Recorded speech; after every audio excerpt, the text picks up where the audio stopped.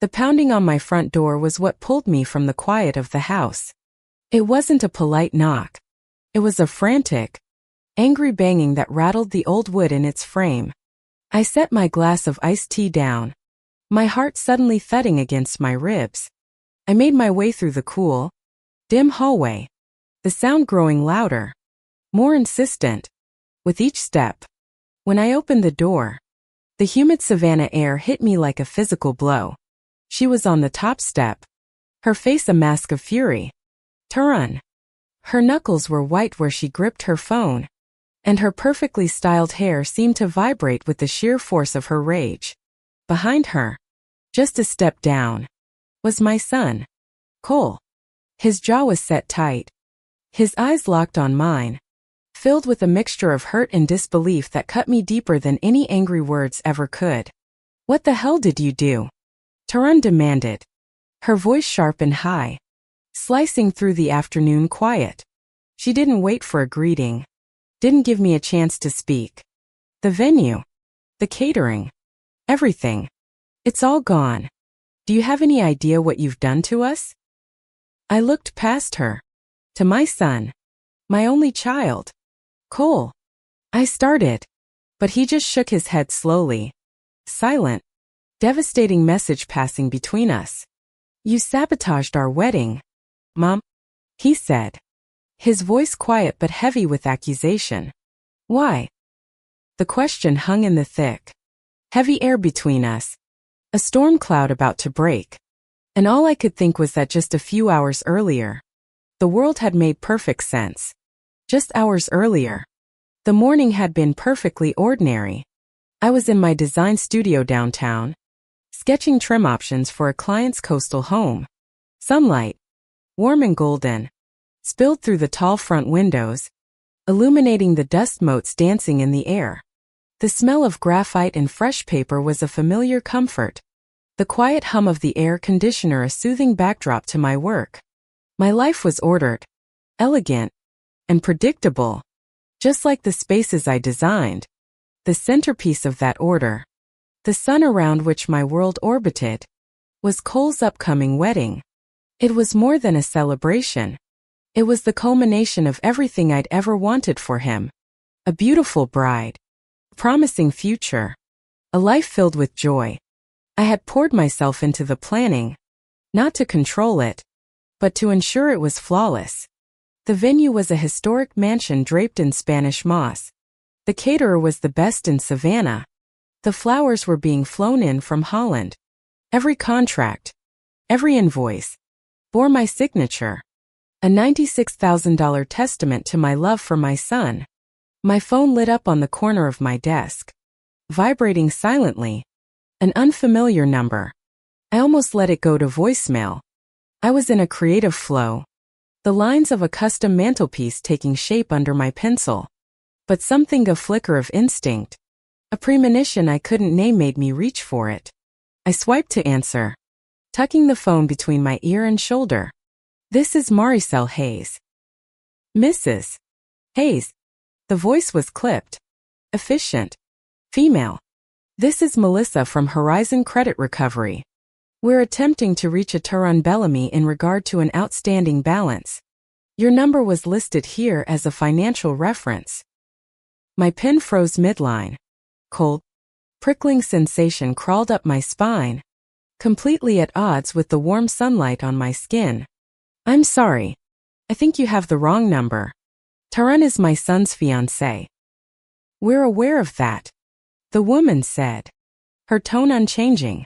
"The balance is $47,000. It's a gambling debt, accrued over the last 4 months. We were hoping you could provide us with a more direct way to contact her, as the numbers on her file are no longer in service." The words landed like stones in the quiet studio. Gambling debt. $47,000. Financial reference. My mind reached for some logical explanation, but nothing fit. Tarun was sharp, ambitious, a rising star at a marketing firm. She dressed like a woman who had somewhere more important to be. Her confidence a brilliant, impenetrable shield. This didn't make sense. It was a mistake. It had to be. Could you repeat that amount? I asked, my voice barely a whisper. She did, without a trace of hesitation. $47,000. Ma'am. I gripped the phone so tightly my knuckles ached. I took a slow, deliberate breath, forcing a calm I didn't feel into my voice. I'm afraid I can't help you. Please remove my number from your file. The line clicked off, leaving me with the low hum of the air conditioner filling the sudden, deafening silence. I stared at the half-finished sketch on my desk. The pencil line now jagged where my hand had trembled. The delicate curve of the mantelpiece seemed to mock me. I'd known Turan for 2 years. She had swept into Cole's life like a summer storm, exciting, beautiful, and a little overwhelming. Cole, my steady, thoughtful Cole, had been instantly captivated. And for his sake, I had accepted her. I had welcomed her into our family, into our home. Or maybe, I thought with a sudden, chilling clarity, maybe I just trained myself not to look too closely. I'd seen her sharp tongue as confidence, her ambition as drive, her expensive taste as a sign of her success. But this was not something you could misinterpret. This was a number. A very large, very ugly number. I rose from my chair, my legs feeling unsteady. I walked to the small kitchen at the back of the studio. The tile felt cold under my bare feet, a shock that traveled up my spine. I poured a glass of water from the tap, took one sip, then set it down on the counter, untouched. The number 47,000 looped in my head like a bad jingle, relentless and maddening. Somewhere in a drawer at home were the wedding contracts. Every invoice I had signed, every deposit I had paid, all drawn from my accounts. In my name, $96,000 worth of celebration, all for the sake of my only son's happiness. And now, a debt collector's flat, impersonal voice sat in the middle of that beautiful picture, refusing to be ignored. My mind started to race, sifting through the past few months, searching for clues I had missed. And they were there, hiding in plain sight, dismissed as quirks or harmless habits. Drun, tilting her phone away whenever I walked into a room. The way she'd gone rigid when I'd mentioned locking in the final payments for the catering. Her smile tightening for just a second before she changed the subject. And then, a memory surfaced, so sharp and clear it made my stomach clench. It was an afternoon a few weeks ago. Turan had stopped by the studio with coffee, all charm and effortless grace. She chatted about the wedding, about her work, about a recent trip.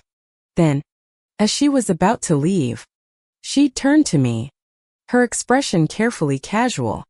Maricel, she'd said, swirling the last of her iced latte in its cup.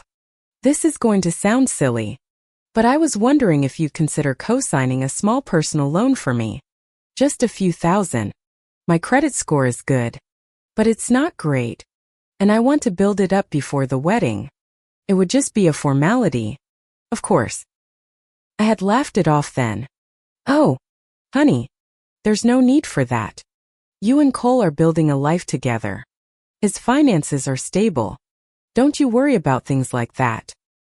She had smiled, but it hadn't reached her eyes. You're right. It was a silly idea. She changed the subject then, moving on so quickly I'd forgotten all about it. Until now. Now, didn't seem silly at all. It seemed calculated. Seemed like a test. I walked back to my desk, the sunlight that had seemed so pleasant an hour ago now feeling harsh, accusatory. It illuminated the flaws in the room, the scuff mark on the floor, the faint crack in the window pane. It was as if a veil had been lifted, not just in the studio, but in my mind. I picked up my keys from the counter. My work was forgotten, the client's mantelpiece a distant memory. I locked the studio behind me and stepped out into the oppressive Savannah heat, pressed down on my shoulders, thick and suffocating. By the time I slid into the driver's seat of my car, the leather hot against my skin, I knew I wouldn't be going back to work that afternoon. There were things in my house I needed to find. contracts, invoices, papers, and maybe, just maybe, things I didn't want to see. The drive home was a blur. The moss-draped oaks and stately homes of Savannah slid past my window, but I didn't really see them. My mind was a frantic collage of moments, re-examining every interaction, every conversation I'd ever had with Tarun. Her casual mentions of a girl's trip to Biloxi, her vague excuses for needing cash for a vendor deposit, her insistence on using a new, shared bank account for wedding gifts, an account I now realized I had never actually seen a statement for. Each memory was another piece of a puzzle I had never known I was supposed to be solving. I had paid for everything. The dress, the rings, the honeymoon. I had even bought them their wedding gift, already a brand new, pearl white SUV, fully loaded, a $50,000 symbol of my hope for their future, still registered in my name until after the ceremony. The weight of it all, the sheer financial and emotional investment, settled in my chest, heavy and cold as lead. I had underwritten a fairy tale, and a stranger on the phone had just told me it was all a lie. Inside my house, the air was still and cool, a stark contrast to the turbulent storm brewing inside me. I dropped my purse on the sideboard, the sound echoing in the silence. I didn't pause to take off my shoes or hang my keys. I went straight to the dining room cabinet, the one made of dark, heavy cherry wood that had been in my family for generations. The wedding binder was on the bottom shelf, wedged between my grandmother's china and an old family photo album. Seeing it there, nestled among treasured heirlooms, sent a fresh wave of nausea through me. I set the binder on the polished surface of the dining table and opened it. Everything was exactly as I'd left it. The tapped sections, venue, catering, florals, transportation were neat and perfectly labeled. It was a monument to my meticulous planning, my desire for everything to be perfect for him. Tucked into a pocket at the back were papers Tarun had handed me weeks ago. Receipts for deposits and confirmations, she had said with an easy smile. Just so you have copies of everything. I hadn't bothered to look at them closely at the time. I had trusted her. I had trusted my son's judgment. Now, I pulled them out. Beneath a few legitimate-looking receipts for minor expenses, there was a slim stack of papers, folded in half. They weren't receipts. They were bank statements. The top one bore two names I had never expected to see together on a financial document. Cole D. Hayes and Tarun M. Bellamy. A joint account. An account I hadn't even known existed. My breath caught in my throat. I unfolded the first statement, my hands trembling slightly. My eyes moved down the list of charges, at first scanning, then reading each line with a growing sense of horror. The names were foreign. Garish, Inau, Spinking Casino, Golden Reel Online. Not one transaction. Not two, but dozens. Spread over the past 3 months. They were interspersed with charges from high-end boutiques I'd never heard her mention and a series of large, round-numbered cash withdrawals from ATMs located hours away. In cities known for their casinos, several debits were for amounts large enough to make my stomach tighten into a cold, hard note. $1,000 here, $1,500 there. Halfway down the second statement, I saw it. The transaction that made the blood drain from my face. It was a transfer. An incoming deposit of $5,000. The source account was labeled Siege Primary Checking. Cole's personal account. My son's money. Then, almost immediately following it, a series of withdrawals to the same casino vendors, adding up to nearly the same amount.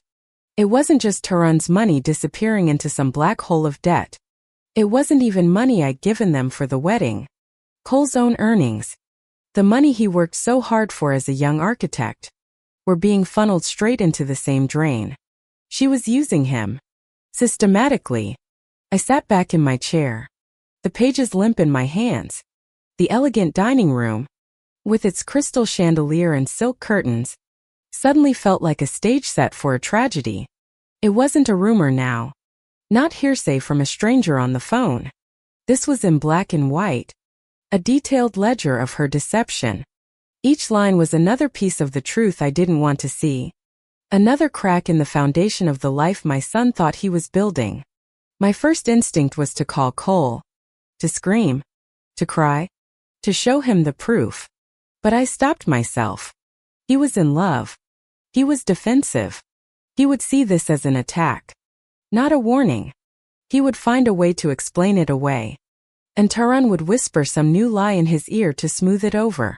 I couldn't risk that. My next move would have to be thought through.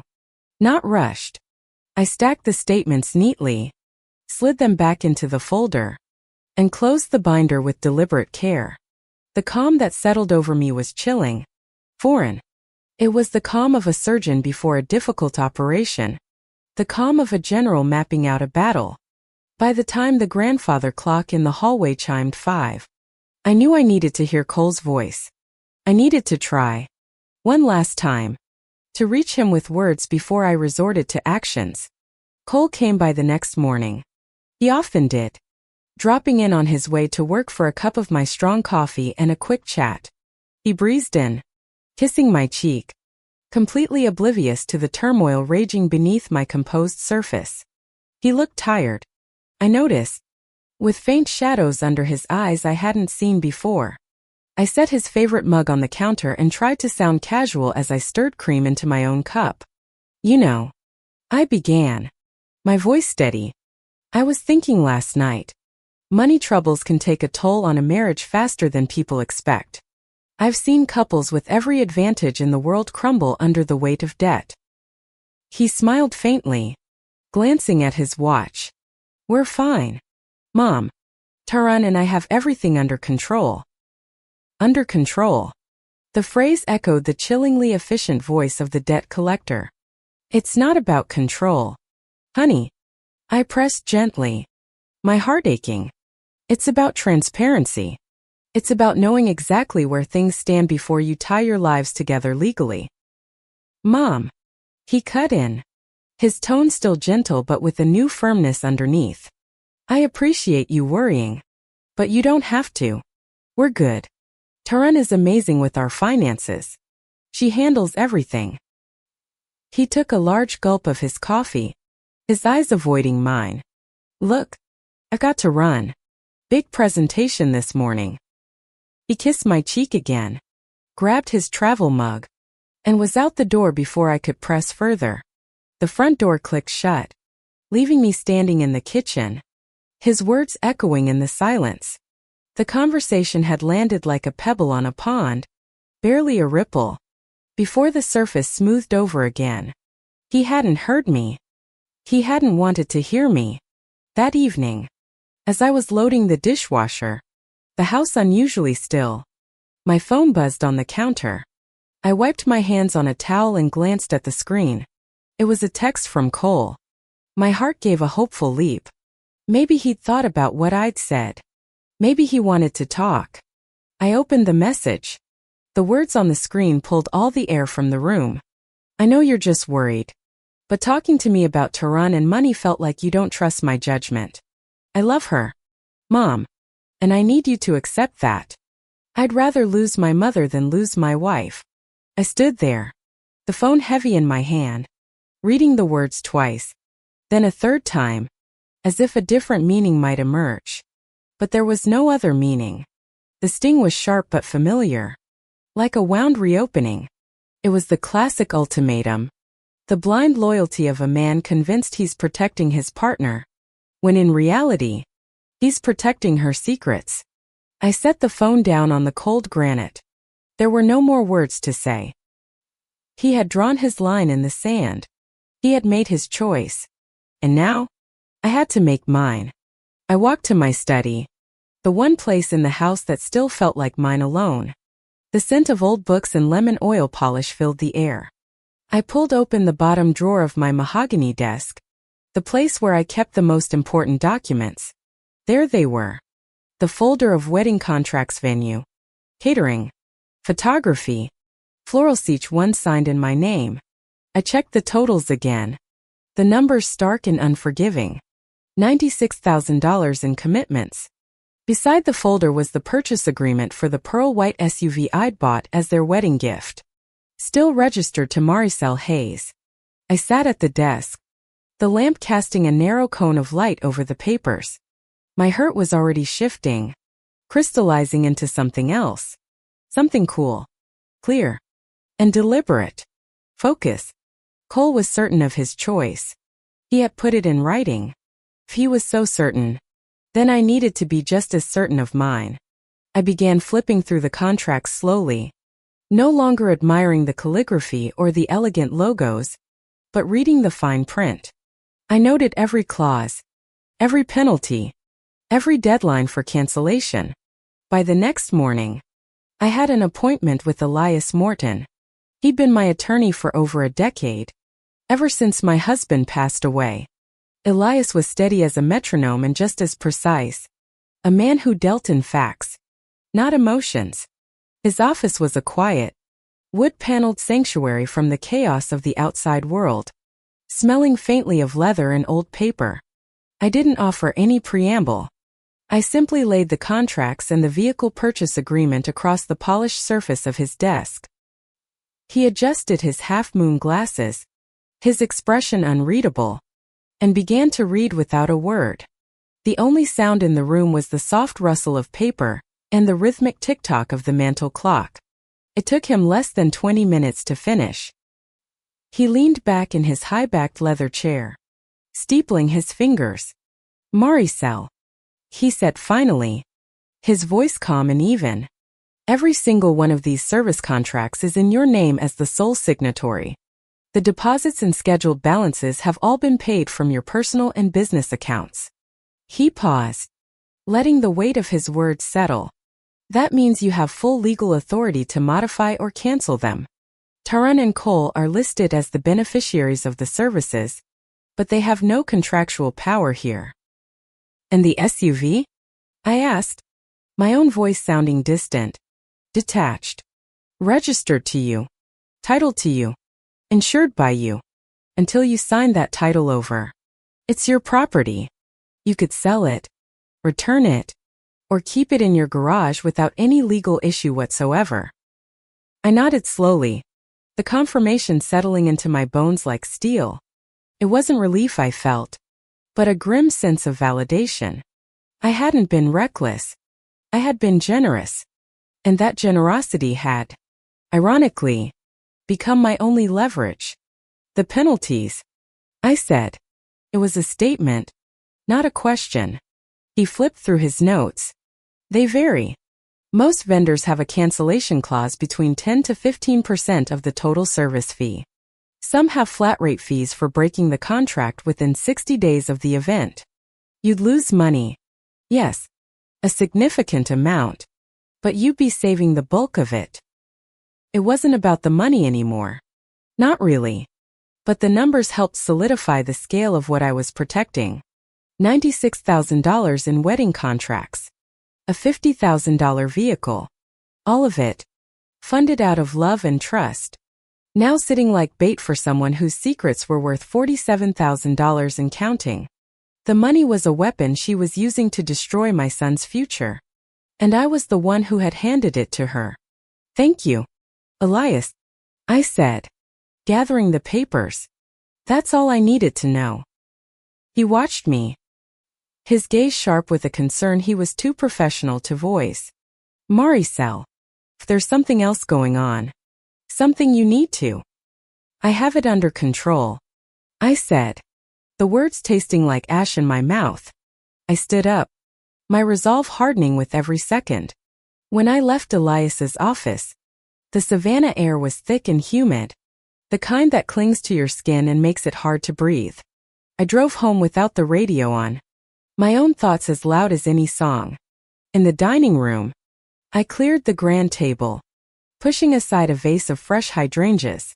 I spread the contracts out in neat rows, just as I had the night before. But this time, I wasn't just reading. I was planning. I made 3 stacks. Venue and catering, the largest expenses. Decor and entertainment. Transport and photography. For each one, I took out a fresh legal pad and a set of pens, red, blue, and black.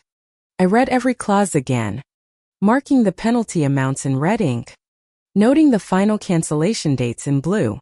In black, I wrote down the contact name, the phone number, and the email address for the person with the authority to process a cancellation. The file for the SUV sat apart from the rest, silent, gleaming symbol of the whole affair. My first call was to the dealership. I confirmed the process for halting the final custom work, upgraded wheels, and a sound system Tarun had insisted on, and reclaiming the vehicle. The salesman, a young man named Kevin who had been overjoyed to make the sale, sounded surprised but not enough to ask why. Business was business. He laid out the steps, and I wrote them down. By the time the grandfather clock in the hallway chimed 8 in the evening, the table looked like a battlefield map. It was covered in colored marks, notes in the margins, dates circled, phone numbers underlined. My hands smelled faintly of ink, and the pen I'd started with had run dry. I stacked the files into a single, formidable pile, bound them with a wide rubber band, and set them beside my phone on the kitchen counter. If I chose to make the calls, everything could be undone in 48 hours. A year of planning, a lifetime of dreams, dismantled with a few precise, painful conversations. I didn't sleep that night. I sat in the dark living room, watching the moonlight filter through the branches of the ancient oak tree in my front yard. I thought of Cole as a little boy, his hand tucked in mine, his belief in the good of the world absolute. I had spent his entire life protecting him from harm, from scraped knees to broken hearts. This was different. This was a harm he had invited into his life, a danger he refused to see. Protecting him now meant hurting him. It meant becoming the villain in his story. The text message glowed in my memory. I'd rather lose my mother than lose my wife. He had already chosen his side, and in doing so, he had forced my hand. The next morning, I started with the largest contracts first. My hand was steady as I dialed the number for the mansion venue. The coordinator's voice, a cheerful southern lilt, was bright when she answered. "Good morning, Maricel. I was just thinking about you. We need to finalize the floor plan for the reception." My heart hammered against my ribs, but my voice was even. "Actually, Eleanor, I'm calling for a different reason. I need to cancel the event." The silence on the other end of the line was heavy. "Cancel?" She finally echoed, the cheerfulness gone, replaced by disbelief. "But the wedding is just 5 weeks away. Is everything all right?" "Circumstances have changed," I said, offering no further explanation. She reminded me of the non-refundable deposit, the 50% penalty fee for canceling this close to the date, the exclusivity of the date we had booked over a year ago. I told her I understood. I gave her my email address for the formal notice and the final invoice for the penalty. I hung up before she could try to talk me into rescheduling, before my resolve could waver. One down. The catering manager was next. He was a celebrated local chef, a man whose artistry I admired. He sighed heavily when I told him, as if my decision was a personal affront to his culinary creations. He rattled off the cost of the imported oysters and prime beef that had already been ordered. "I understand," I said again, my voice a calm monotone. I wrote down the number, thanked him for his time, and filed the figure under penalties paid. Florals came after lunch. It was a softer voice on the phone this time, the owner of a small boutique business I'd been delighted to support. She sounded genuinely distressed. "Oh, my goodness. Maricel, are you sure? The peonies from Amsterdam just arrived this morning." I pictured boxes of perfect, cream-colored blooms wilting in a warehouse, a beautiful dream dying before it had a chance to bloom. For a second, my throat tightened, but then I pictured the bank statements, the cold, hard numbers of Tarun's deception. "Please send the invoice for the cost of the flowers," I said, My tone even once more. I'll settle it today. The music and the photography were easier. They were used to last-minute changes, to the volatile emotions of weddings, though neither hid their disappointment. Each email confirmation that arrived in my inbox cancellations on form went into a growing folder on my desktop, labeled simply, March. By the second afternoon, the list was complete. I had paid the penalties, just under $8,000 in total, and closed the chapter on every major wedding expense. It was a staggering amount of money to lose, but it was a fraction of what I stood to save, and an even smaller fraction of what Cole stood to lose. The SUV was more delicate. It required a personal touch. I drove to the dealership in person, the contract folder in my bag. The salesman, Kevin, recognized me immediately, his face lighting up. Mrs. Hayes, so good to see you. I was just about to call you. The new wheels are in. We can get them installed this week. You want to come take a look? I shook my head, managing a small, polite smile. Actually, Kevin, there's been a change of plans. There will be no final customization. His smile faltered. Oh, is everything okay? I need to reverse the sale, I said simply, sliding the purchase agreement and the keys across his desk. The car has never left the lot. I understand there may be a restocking fee, which I'm prepared to pay. He stared at the keys, then at my face, a flicker of understanding dawning in his eyes. He'd seen this before. I was sure. Gifts tied to promises that had been broken. He didn't ask why. He just nodded, his expression turning professional and distant, and processed the reversal without argument. The keys were back in my purse before I left the lot. Last came the accounts. I had an appointment with the bank manager, a woman named Mrs. Gable with kind eyes and a no-nonsense demeanor. We sat in her small, quiet office, the air smelling of sterilized air and professionalism. I explained that I needed to close the joint wedding accounts immediately. The account set up for gifts. Specifically, I clarified, and I need a full, itemized printout of all transactions since its inception. She verified that all initial funds had come directly from my primary account, then initiated the closure. As the printer hummed, she turned to me. Typically, we'd require both account holders to be present for a closure. I understand, I said, meeting her gaze. But as the sole depositor of the seed funds, and given the unusual activity on the account, I believe an exception can be made. I didn't elaborate. I didn't have to. The evidence was printing out behind her. She pushed the fresh statements across the desk. The final balance was $15,324. Pittance, considering how much had been poured into it from early wedding gifts from family and my own contributions. Where would you like to transfer the remaining balance? She asked. Into my personal savings account, please. Each receipt, each statement, each cancellation confirmation email went into a new, physical binder. It was no longer a wedding planner. It was an arsenal.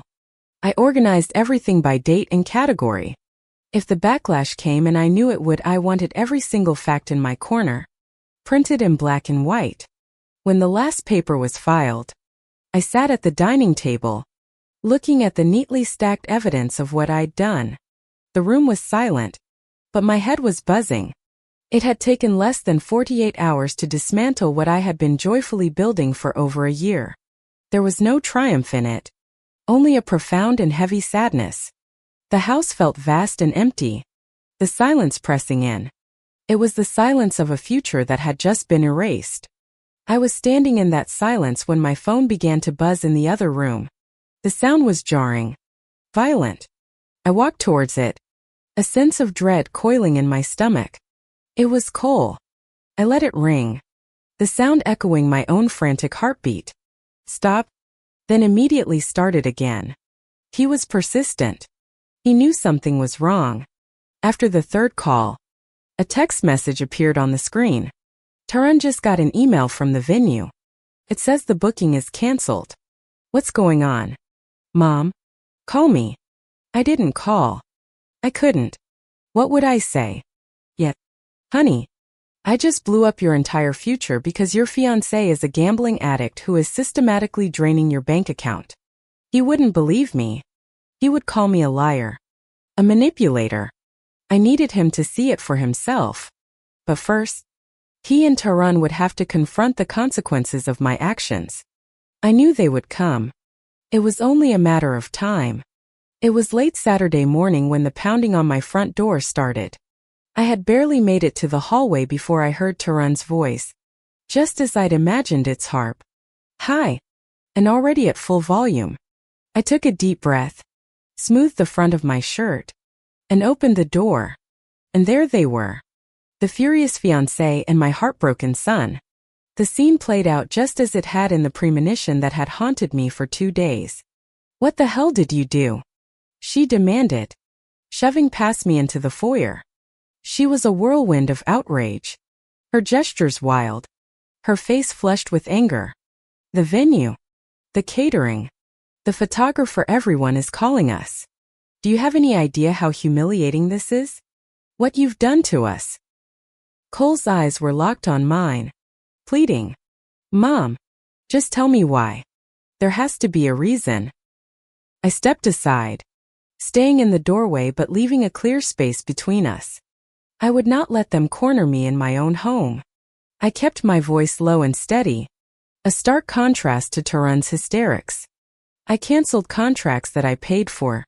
I said, looking directly at my son, because I will not fund a marriage built on lies. Tarun scoffed. A harsh, ugly sound. Lies? Is that your pathetic excuse? You couldn't stand that Cole chose me over you. This is because you're jealous. Controlling. Before she could finish, the sound of slow, shuffling footsteps on the sidewalk drew all our attention. Mrs. Aldrich, my neighbor from 2 doors down, was passing by with her dachshund, Winston, in tow. She was a sweet, slightly dotty woman in her 80s who had known Cole since he was born. She slowed as she approached my walkway, her brow furrowed with curiosity as she took in the tense scene. Oh, hi, Cole, dear, she said cheerfully, her voice carrying in the still air. Winston gave a little yip. Maricel, is everything all right? We're fine, Mrs. Aldrich, I said, forcing a tight smile. But she wasn't looking at me. She was looking at Tarun, her head tilted. You know, it's so lovely to see young people so in love. I saw Tarun just the other day, having such a wonderful time. It was down at the marina. The air seemed to stop moving. I saw a flicker of panic in Tarun's eyes. Cole blinked at our neighbor, his confusion tightening his brow. The marina? When was this? Oh, let's see. Mrs. Aldrich said, tapping her chin. It was Tuesday afternoon. Yet, that's right. Winston had a grooming appointment. I saw Tarun with that handsome man who manages the boat slips. What's his name? Richard. Looked like you two were having a grand time. He was showing you that beautiful new sailboat. Tarun's laugh was quick, brittle. It was a sound like glass shattering. Oh, please.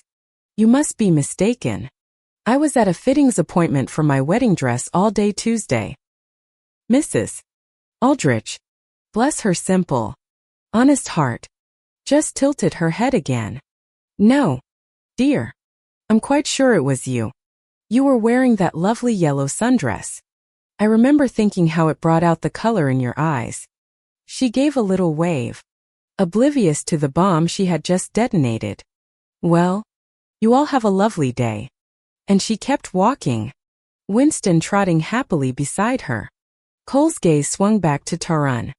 His face was pale, his voice dangerously quiet. Tuesday, he said, the single word hanging between them. You told me the fitting ran late. You said you were there until 6. I was, Tarun said, her voice a little too fast, a little too high. She's just a confused old woman. He's just a friend. We ran into each other for a few minutes after my appointment. It was nothing. Her eyes flicked toward me, and the look she gave me was as hard and cold as a diamond. It was a dare. She was daring me to speak, to add fuel to the fire. I didn't. I just stood there, my hands clasped in front of me, letting the weight of the moment press down. I let his doubt and her lie battle it out in the suffocating silence. Cole's shoulders dropped a fraction. It was the first crack in the wall he'd been holding up. The first tiny seed of suspicion planted by a source he couldn't accuse of being jealous or controlling. Tarun turned abruptly, her whole body rigid with fury and fear. She stomped down the steps, not looking at either of us. I'm not doing this. She threw over her shoulder. This is insane. She kept walking, her pace quickening until she was almost running toward their car parked at the curb. Cole lingered for a moment, his expression unsettled, his eyes darting between me and Tarun's retreating back. He looked lost. Then, without another word to me, he turned and followed her to the car. The spell wasn't broken. Not yet. But it was beginning to fray. The week that followed felt strangely muted, like the world had been wrapped in cotton. The echo of Tarun's anger and Cole's confusion lingered in my house. He called less, and texted even less than that. When we did speak, his voice was flat, careful, as if he was measuring every word, terrified one of them might set off an explosion. I didn't push. I had laid the groundwork. Now I had to wait for the foundation to crumble on its own. I knew Tarun was still in his life. Her social media, a carefully curated gallery of a perfect life, showed them at dinner with friends, smiling for the camera. The post was defiantly cheerful, captioned, "So blessed to have a man who stands by me through anything. Wedding planning is stressful, but we're stronger than ever." It was a performance, a piece of public relations meant for an audience of friends, family, and perhaps most importantly, me. But I saw something in Cole's eyes in those pictures that hadn't been there before. A subtle tension around his smile, a hollowness that the camera couldn't quite hide. He was holding up the facade, but it was getting heavy. On Thursday afternoon, my phone rang with a number I didn't recognize. A different area code. I almost let it go to voicemail, weary of unknown numbers and the trouble they seemed to bring. But again, that same flicker of instinct made me answer. "Hello? Is this Maricel Hayes?" The voice on the other end was a woman's, hesitant and quiet. "It is. Who's calling?" There was a deliberate pause, as though she wanted me to brace for what came next. "My name is Rowena Vance. I'm Tarun Bellamy's cousin." I sank down onto the nearest chair, my pen and a notepad from the mail table suddenly in my hand. "I see. I'm not sure I should be doing this," Rowena continued, her voice barely above a whisper. "She'll kill me if she ever finds out. We don't really speak anymore. But my mom still keeps in touch with her side of the family. And I heard about the wedding being called off." "It hasn't been called off," I corrected her gently. "I canceled the contracts that were in my name." "Right. Well, that's sort of why I'm calling. Think you should know. This isn't the first time something like this has happened." A cold dread, sharp and familiar, washed over me. I started scribbling on the notepad without even realizing it. Rowena told me about a man named Derek Lawson, a successful contractor in Jacksonville, Florida. He was Tarun's former fiancé. They had been engaged for less than a year. A whirlwind romance just like hers with Cole. According to Rowena, Derek had been completely smitten. He had put Tarun's name on his accounts, bought her a brand new car, a little red convertible, she remembered, and had given her a substantial amount of money to help her start a boutique that never actually opened. 3 months before the wedding, Rowena continued, her voice gaining a little strength, As if unburdening herself, Derek found out she drained nearly all of his savings, over $80,000. She swore it was to pay off debts left by a business partner who had cheated her. But no one ever saw any proof. There was no business partner. What happened? I asked. My own voice hushed. The engagement ended overnight. He was devastated. She moved out, blocked his number, and told everyone in the family that he had a drinking problem and that she'd left him for her own safety. Most of them believed her. She's very good at telling stories. I sat there, the pen still in my hand, the names and details filling the small white page. Derek Lawson, Jacksonville, $80,000. Boutique story. Rowena. I asked, my voice tight. Why are you telling me this now? There was another pause, this one filled with a quiet shame. Because I saw her at a family barbecue last summer. Rowena said quietly. She was on her phone, showing my aunt pictures of her new fiancé and the ring he'd given her. And she was bragging. She was laughing about how she was set for life this time, with a new guy whose family had old money. I think that's your son. Her voice faltered. Look, Taran and I were close when we were kids. But something in her, it just broke a long time ago. She'll cut me off completely if she knows I called you. But I've watched her do this twice now. I couldn't stay quiet if there's still time for him to get out. We spoke for another few minutes. Just long enough for me to confirm the details of Rowena's story and to ask, hesitantly, if she still had a way to contact Derek Lawson. She did. She gave me his number, wishing me luck before hanging up, leaving me in the echoing silence of my kitchen. I stared at the notepad in front of me. The ink was still drying on a truth I already suspected. A truth that was now uglier and more calculated than I could have imagined. This wasn't just a gambling problem. This was a pattern. This was a profession. Taran wasn't just an addict. She was a predator. And Cole was her latest prize. That night, I decided it was time. I couldn't wait for Cole to come to me. I couldn't hope that Taran would slip up again. I had to lay the entire, sordid story at his feet. I had to make him see. I called Cole on Saturday morning and told him I wanted him to come over for dinner. Just the two of us. I don't know, Mom.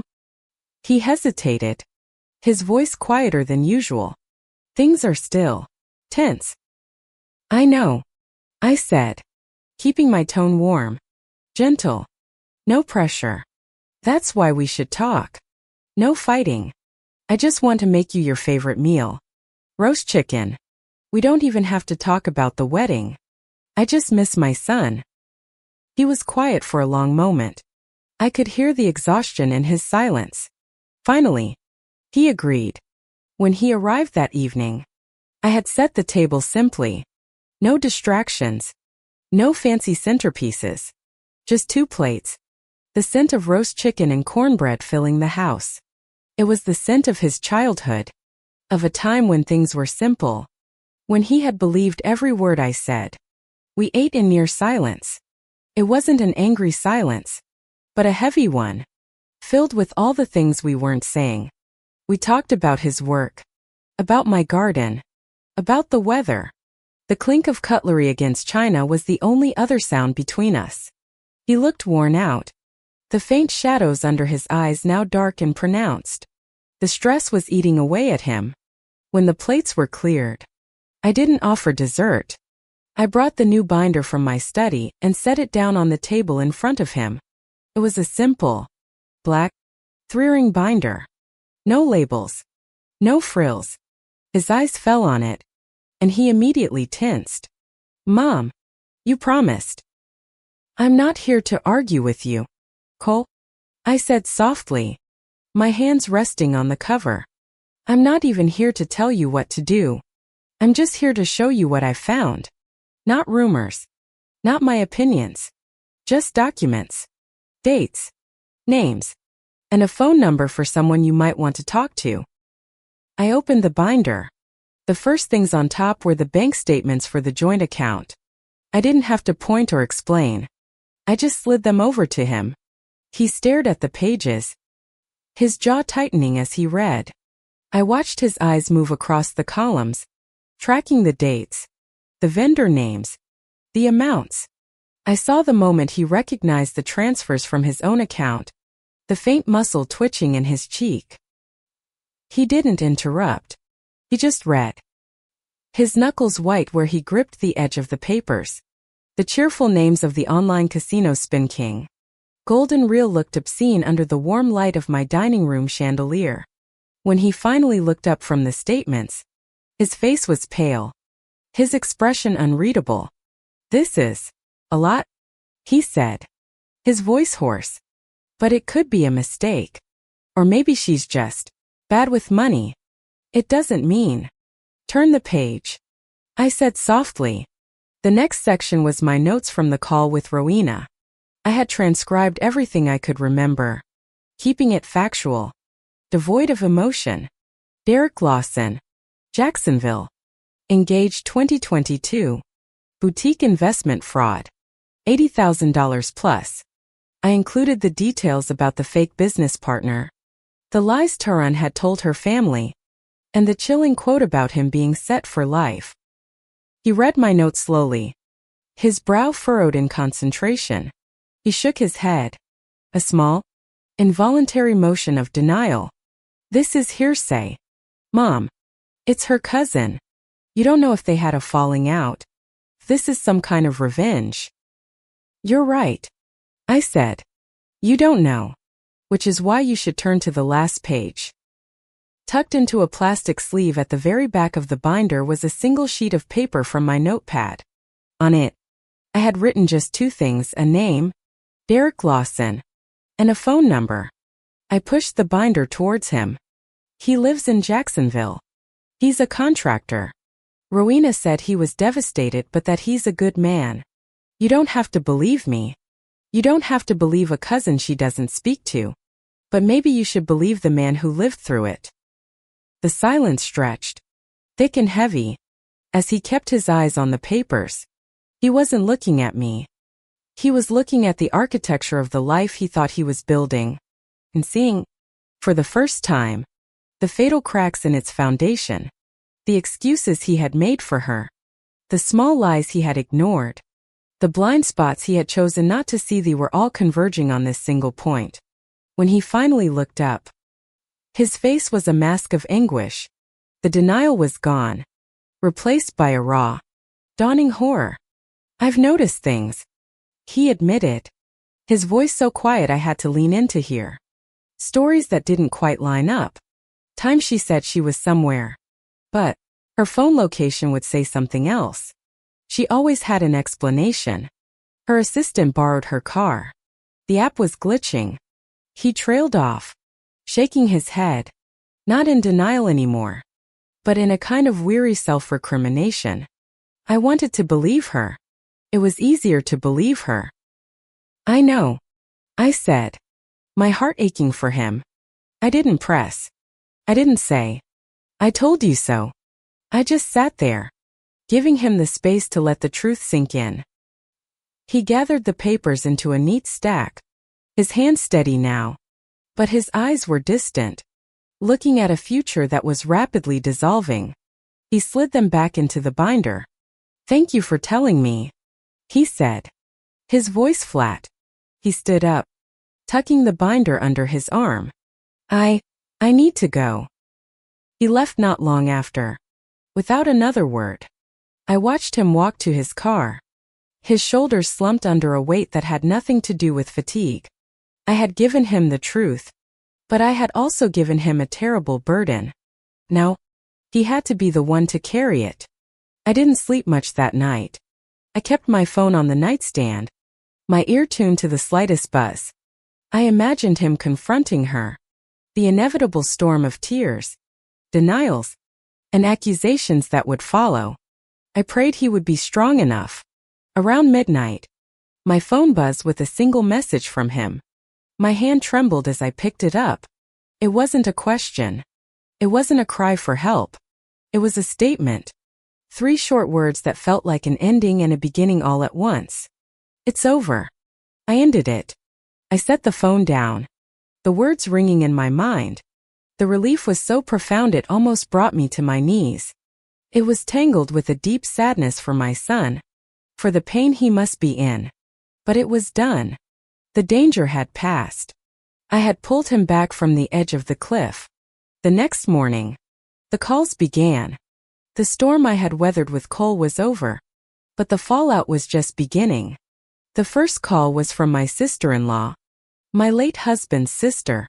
Her voice sharp with disapproval before I could even say hello. She'd heard from a friend of a friend that I'd canceled the wedding behind Cole's back, that I'd driven his beautiful fiancée away out of jealousy. I cannot believe you, Maricel, she'd said, her voice dripping with judgment. That poor girl. Cole must be heartbroken. How could you be so selfish? I tried to explain, as simply as I could, without revealing the sordid details. There were serious issues, Carol, things you don't know about. But she wasn't listening. She was righteousness, indignant on behalf of a narrative she had already accepted. By the end of the call, she said she hoped I was happy breaking up a family. Others followed. Cousins, old family friends. Some were merely curious, fishing for gossip. Others were openly critical, their questions loaded with accusation. The story had taken on a life of its own, and in every version, I was the villain, the controlling mother who couldn't let her son go. A few days later, at the local grocery store, 2 women I'd known for years from the garden club lowered their voices to a conspiratorial whisper as I passed, their eyes following me down the aisle. I kept my head up, placed a carton of milk in my cart, and continued on. But each glance left its mark. A small, sharp sting. Cole told me work had become uncomfortable. People knew he had been engaged, had seen the save-the-date cards. Now, they asked why the wedding was off, their curiosity barely masked by feigned concern. He kept his answers short. We decided it wasn't the right fit. He'd say, "It's nobody's business." He told me over the phone, but I could hear the strain in his voice. He was a private person, and now his private pain was a subject of public speculation. At night, I would sit in my living room, the house unusually still, and think about the weight of what I'd done. I had dismantled a year's worth of planning. I had taken back gifts. I had shut down accounts. I had made myself the center of gossip, the antagonist in my son's love story. But I had also stopped him from legally tying himself to a predator, from shackling his future to a mountain of debt and deception. I had seen where that road led, and I couldn't let him walk it. It was a cost I was willing to bear, even if it meant carrying the blame for a while. 1 week later, there was a knock at my door that told me the storm wasn't over yet. It wasn't the frantic pounding of Tarun, but a firm, official rap. I opened it to find a man in a cheap suit holding a briefcase. He didn't smile. "Maricel Hayes?" he asked. "Yes. I'm here to serve you with a notice," he said, handing me a thick envelope. "You've been named in a lawsuit filed by my client, Tarun Bellamy." My first reaction was a jolt of pure, cold shock. My second was a wave of incandescent rage. My third, which settled over me as I closed the door on the process server's impassive face, was the same deliberate, chilling calm that had guided me through the past 2 weeks. Or, she would do this. A cornered animal doesn't just run. Sometimes, it lashes out. I walked to the dining room table, the thick envelope heavy in my hand. I didn't open it right away. I didn't need to. I knew what would be inside. Allegations. Accusations. A story spun for maximum effect, painting me as a malicious monster and her as the blameless victim. It was her final performance, and this one was for a judge. I picked up my phone and dialed Elias Morton. "Maricel," he answered, his voice steady as always. "I was wondering when I'd hear from you. Let me guess. You've received a delivery. A lawsuit, I confirmed, slitting the envelope open with a letter opener. Filed by Tarun Bellamy. For what? Precisely. I scanned the legal jargon. Let's see. Intentional infliction of emotional distress. Slander. And my personal favorite. Tortious interference with a contractual relationship. Elias made a noise that was halfway between a sigh and a chuckle. Ambitious. She has a hungry lawyer. Don't worry. Maricel. This is 90% bluff and 10% nuisance. It's designed to scare you into a quick settlement. She doesn't want a fight. She wants a payout. She isn't getting one. I said. My voice flat. I didn't think so. Elias said. Bring the papers to my office first thing in the morning. And bring your binder. The one I suspect you've been meticulously keeping. The next morning, I told Cole. I called him before I left for Elias's office, believing he had a right to know the full extent of the fallout. I laid it out simply. Factually. Tarun is suing me. I'm meeting with Elias this morning. I have it handled. But I wanted you to hear it from me. The silence on the other end was heavy. Then, I heard him take a sharp breath. The exhaustion in his voice was gone, replaced by a hard, angry edge I hadn't heard before. She's what? After everything? After what she did to me? It's not about you anymore, Cole, I said. It's about money. She thinks I'm an easy target. No, he said, his voice firm. It is about me. She's attacking you because of me. I'm coming with you. I'm not letting you go through this alone. An hour later, we were sitting in Elias's office, the binder of evidence open on the desk between us. Cole sat beside me, his posture rigid, his presence a silent, unwavering wall of support. He had barely spoken since we arrived, but I could feel his loyalty, a warm and steadying force. Elias read through Tarun's complaint, his expression impassive. It's exactly as I thought, he said, taking off his glasses to polish them. Her lawyer is painting a picture of a wealthy, controlling mother who couldn't accept her son's choice of a bride from a more humble background. They're claiming your cancellation of the wedding was a malicious act designed to humiliate Tarun and break up the engagement. It was an act designed to stop my son from marrying a con artist who was draining his bank account to feed a gambling addiction. I said, my voice tight. I know that. You know that. Elias said, putting his glasses back on. But in court, the only thing that matters is what we can prove. Her story is emotional. Ours needs to be irrefutable. He tapped the binder. This is a very good start. The bank statements showing the gambling and the funneling from Cole's account are powerful. Cole's testimony about her lies would be crucial. He looked at my son. Are you prepared to do that? To stand up in a courtroom and testify against her? Cole didn't hesitate. Absolutely. Good. Elias said. But there's one more piece that could stop this before it ever gets to a courtroom. The evidence of a prior pattern. The story from her cousin is compelling, but it's still secondhand. We need the source. He looked at me. We need to talk to Derek Lawson. The name hung in the air. For the first time, Cole looked uncertain. Are we really going to drag some stranger into this? The guy has been through enough. He has. I agreed, my own stomach churning at the thought. But Tarun is counting on the fact that her victims will be too broken or too embarrassed to speak up. That's how she gets away with it. That's how she moves from one life to the next, leaving wreckage behind. She's counting on our silence. I looked at Elias. What do we need from him? A sworn affidavit, he said. A statement, under oath, detailing what she did to him. The timeline, the methods, the money. If we can present her attorney with concrete proof that his client is a serial fraudster, the threat of us countersuing for malicious prosecution And filing a report with the district attorney's office will make this lawsuit disappear so fast, it will leave a vapor trail. When we left Elias's office, the path forward was clear. It was also terrifying. That afternoon, I sat in my study, the black binder open in front of me. I stared at the name and number on the last page for a long time. I was about to call a man I had never met and ask him to revisit what was likely one of the most painful and humiliating periods of his life. My hand was shaking as I dialed the number.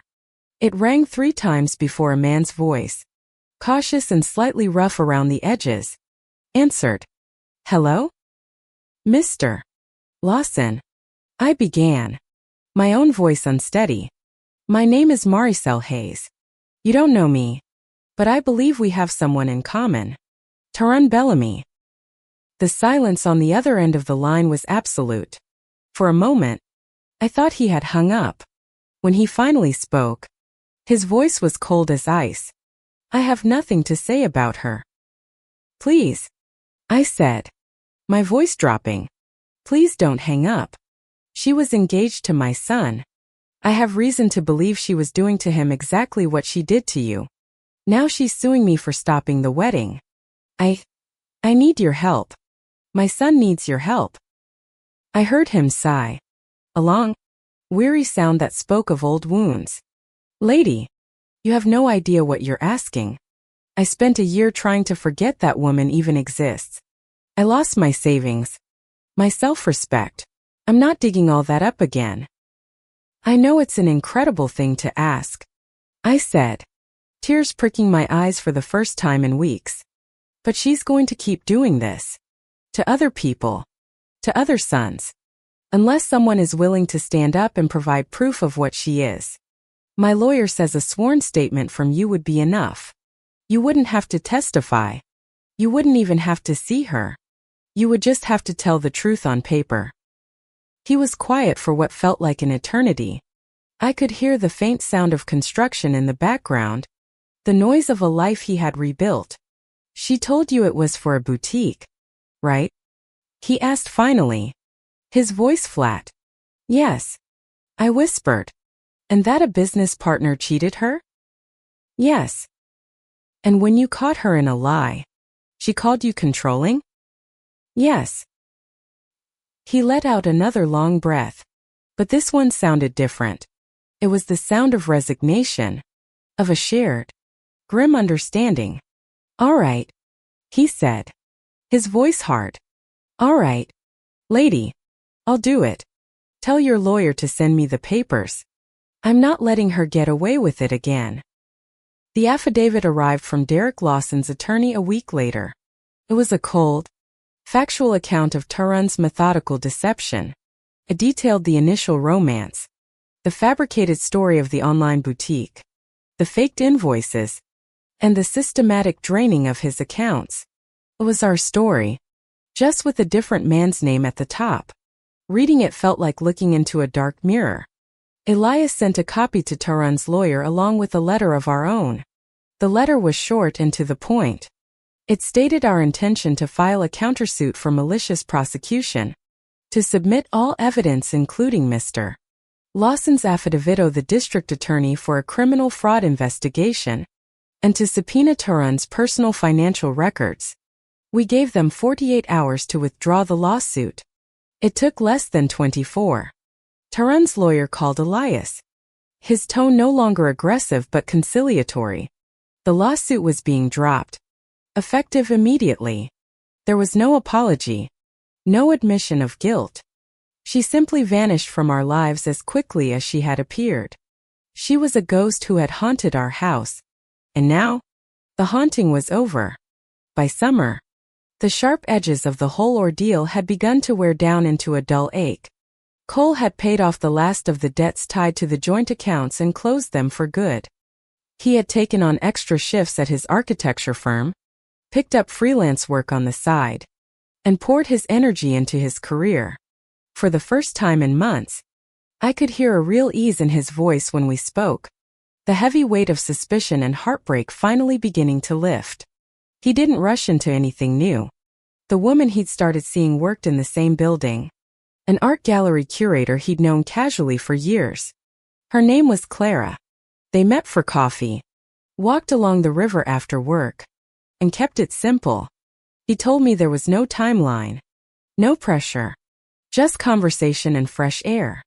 I saw a photograph of them once, a candid shot a friend had posted. He was laughing, a genuine, unburdened laugh that reached his eyes. And I knew he was going to be okay. I had settled back into my own rhythms. My design studio felt like a sanctuary again, a place of creation rather than anxiety. My garden had taken on a life of its own that season, the climbing roses scaling the brick walls higher than I'd ever seen them. I spent mornings pulling weeds and afternoons tending the soil, the quiet, repetitive work steadying my soul. Now and then, I'd catch myself remembering the accusations, the condescending stares at the grocery store, the strained phone calls from people convinced they knew better. Those memories didn't sting the way they once had. I knew what they didn't. That every decision I'd made from the first call to Elias to the final, painful conversation with Derek Lawson had come from the same place I'd been coming from since the day Cole was born. I wasn't trying to control him. I wasn't trying to live his life for him. I was just trying to keep him whole. About 6 months after the lawsuit was dropped, I received a plain white envelope in the mail. No return address. Inside was a single sheet of notepaper. The handwriting was neat. Masculine. Mrs. A.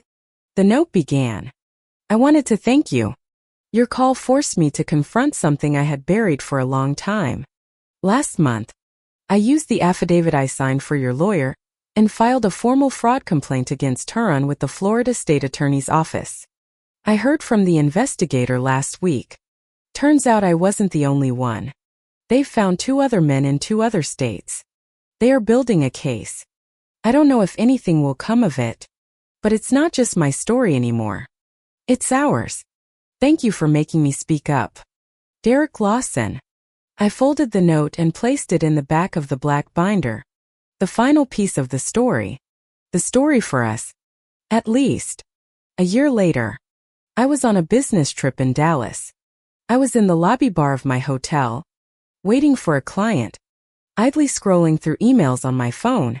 The bar was chic and modern, filled with the low murmur of conversations and the clinking of glasses. Across the room, a woman was sitting alone at the bar.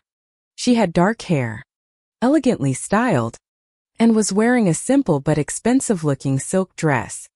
She had an air of sophisticated melancholy about her, staring into her wine glass as if it held all the secrets of the universe. A man, older and wearing a watch that glinted under the lights, sat down a few seats away from her. He looked successful, and a little lonely. As I watched, the woman reached into her purse and accidentally knocked it over. A few tasteful items spilled onto the floor. The man, a gentleman, immediately moved to help her. They started talking. I couldn't hear their words, only see their body language. I saw her give him a small, set, beautiful smile. I saw him lean in, captivated. My blood ran cold. Her hair was darker, cut into a sharp bob. Her dress was a style I'd never seen her wear. But there was no mistaking the deliberate grace of her movements, the calculated vulnerability in her eyes. It was her. It was Turan. The man was asking her a question. She looked up at him, her expression a perfect blend of hope and hardship. She answered, and though I couldn't hear her, I could almost read the words on her lips as she introduced herself to her next victim. She was starting her story again. I knew, with a certainty that chilled me to the bone, that she wasn't telling him her name was Turan. She was becoming someone new. Right before my eyes. I stood up. My first instinct to march over there. To warn him. To expose her. But I stopped. My fight with her was over. Cole was safe. Derek Lawson had found his voice. My part in this story was done. I couldn't save every man from her. But I had saved mine. I turned and walked out of the bar, leaving the scene behind. I stepped out into the warm Texas night, took a deep breath of the free air, and I didn't look back.